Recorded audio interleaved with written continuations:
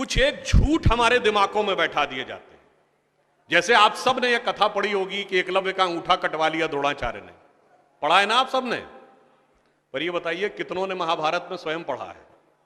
मेरे विचार से हम में से किसी ने भी कभी महाभारत में वह प्रसंग पढ़ा ही नहीं होगा एकलव्य वाला।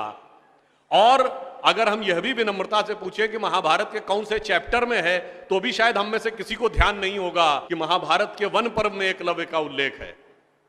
मगर देखिए मार्क्स और मैकाले का प्रभाव कि हमारे दिमागों में ऐसा भरा हुआ है कि हम ग्लानि से आबद्ध हैं बगैर पढ़े हुए। अब मैं आपसे कहूंगा, जाइएगा, जाकर पढ़िएगा। अवेलेबल हो तो इंटरनेट पे जाके सर्च कर लीजिएगा, ना हो तो जो महाभारत सीरियल आया था उसका एपिसोड जाके यूट्यूब पे देख लीजिएगा। कि किस्सा ये था कि जब आपको, चाहे आपने कथा सुनी होगी कि कुत्ते का मुंह बाणों से भर गया था जो एकलव्य ने तीर चलाए थे, और जब वह तीर अर्जुन निकालते हैं तो उस कुत्ते के मुंह में खरोंच तक उस बाण से नहीं आई होती है, तो वो चौंक जाते हैं क्योंकि ये सामान्य तीर नहीं है। उन्होंने कहा तो दिव्य अस्त्र है कि मुंह में पूरा तीर से भर गया मुंह और इसके बाद भी एक खरोंच नहीं आई। आप कहेंगे दिव्यास्त्र का मतलब क्या? दिव्यास्त्र का मतलब ये है, जैसे रशिया यूक्रेन की लड़ाई चल रही है ना, इससे पहले मिडिल ईस्ट की लड़ाई देती थी, तो जो मिसाइल जाती है वो लेजर गाइडेड जाती है, जिस बिल्डिंग पे गिरना उसी बिल्डिंग पे गिरती है, अगल बगल पे नहीं गिरती, क्योंकि the direction is precise to the metres.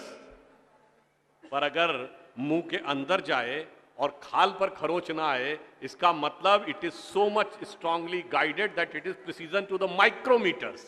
तो जब ये वो देखते हैं ये दिव्यास्त्र चलाना, तो उन्होंने कहा दिव्यास्त्र राजा चला सकता है, ये कैसे सीखा इसने? तो जब द्रोणाचार्य उससे पूछते हैं कि तुमने ये किससे सीखा, तो कहता आपसे सीखा गुरुजी। कहते मैं तो तुम्हें जानता नहीं बालक, तुम अपना परिचय दो। अब यहीं पर बिंदु है। एकलव्य क्या कहता है? मैं मगध नरेश जरासंध के प्रधान सेनापति हिरण्यधनु का पुत्र एकलव्य। अरे वो मगध के chief of the arm forces का बेटा था। यदि आप ये कह रहे हैं कि वनवासी था, तो ये भी पूरा वाक्य तो पूरा करो कि वो सेना अध्यक्ष था। मगर देखिए कितनी चालाकी से छुपा लिया आधे तथ्य को, और उसके बाद हमारे दिमागों में भर दिया कि ये बहुत गलत किया गया। बताइए, हमारे हिंदू धर्म के दो महाकाव्य, रामायण और महाभारत, दोनों का रचयिता कौन? रामायण का रचयिता महर्षि वाल्मीकि, जो संस्कृत के आदि कवि माने जाते हैं। आज जो वाल्मीकि समुदाय है वो किसमें आता है? शेड्यूल कास्ट में। महाभारत के रचयिता और वेदांत और मीमांसा के रचयिता महर्षि वेदव्यास, जिनकी मां मछुआरिन थी, वह समुदाय किसमें आता है? कुछ राज्यों में, दिल्ली में शेड्यूल कास्ट में, यूपी में अति पिछड़े में। तो मेरे भाई, संत रैदास, नामदेव, कबीर, दादू, ये सब पूज्य संत हुए, फिर भी हमारे दिमागों में ये भरा जाता है। और कौन भरता है? वो लोग भरते हैं जो अपने यहां समाज के गरीब वर्गों की खरीद फरोख्त करते थे।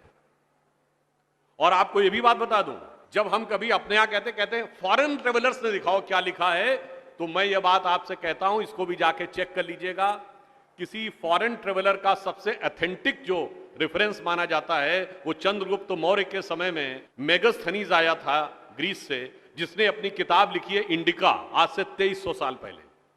वो इंडिका किताब आज उपलब्ध नहीं है, मगर उसके उद्धरण तमाम जगहों पे हैं, तो प्रूवन है किताब थी। उसने भारतीय समाज में व्यवस्था का वर्णन करते हुए लिखा है कि यहां पर 7 जातियां हैं, मगर महत्वपूर्ण बात यह है यहां इतनी समरसता, इतना सामंजस्य है कि यूनान के समाज के समान यहां कोई समाज का ऐसा वर्ग नहीं है जिसके साथ शोषण या भेदभाव किया जाता हो। ये एक विदेशी लिख रहा है। और मैं एक और बात आपसे बताना चाहता हूं, बहुतों को नहीं पता होगा, गांव में पंचायत होती है ना, ये पंचायत में 5 की संख्या कहां से आती? ये 4 या 6 क्यों नहीं?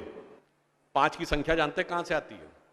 4 वर्ण माने गए थे, तो किसी भी गांव में निर्णय लेना होगा तो चारों वर्णों का एक एक प्रतिनिधि होगा, और 5वां जानते कौन होगा?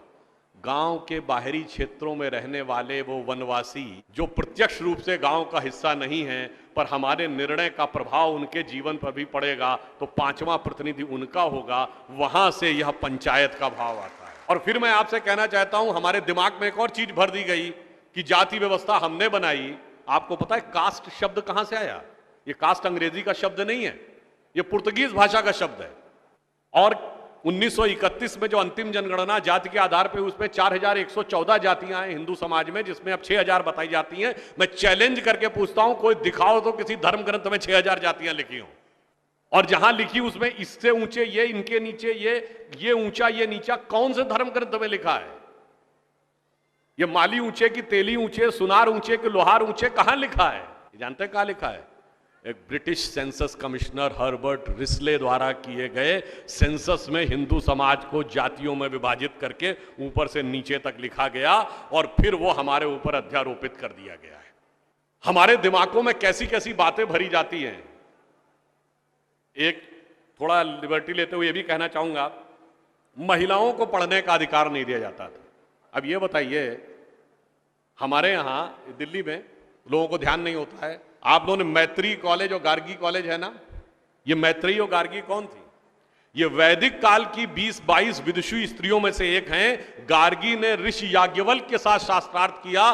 फिर मैं चैलेंज करके कहता हूं, दुनिया में कोई दूसरा धर्म संस्कृति बताइए जहां धर्म पे टिप्पणी करने का अधिकार किसी महिला को हो और किसी धर्म के ज्ञाता के साथ शास्त्रार्थ करने का अधिकार। फिर हमको समझाया जाता है कि हमारे यहां बराबरी नहीं थी।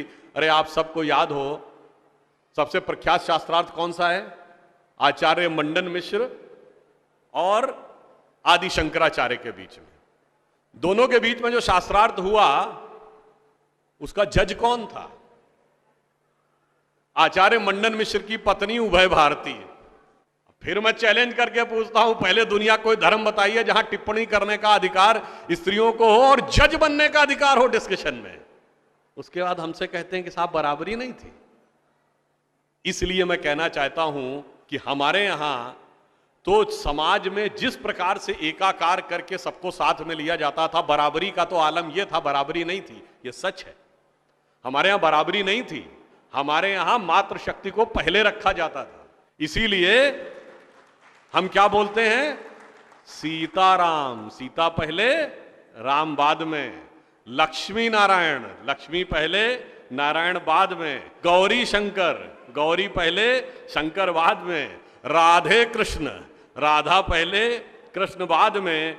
माता पिता, माता पहले पिता बाद में। और इसीलिए हमारे जितने भी प्रतीक हैं, भारत भी माता है, धरती भी माता है, प्रकृति भी माता है, गीता भी माता है, गंगा भी माता है, गाय भी माता है, गायत्री भी माता है। और ये केवल कोई आध्यात्मिक धार्मिक बात नहीं है। वर्ल्ड की डॉक्यूमेंटेड हिस्ट्री में अगर पहली बार कोई वुमेन रूलर रही है तो गुप्त वंश के समय में 4वीं शताब्दी में प्रभावती गुप्त ने शासन किया है।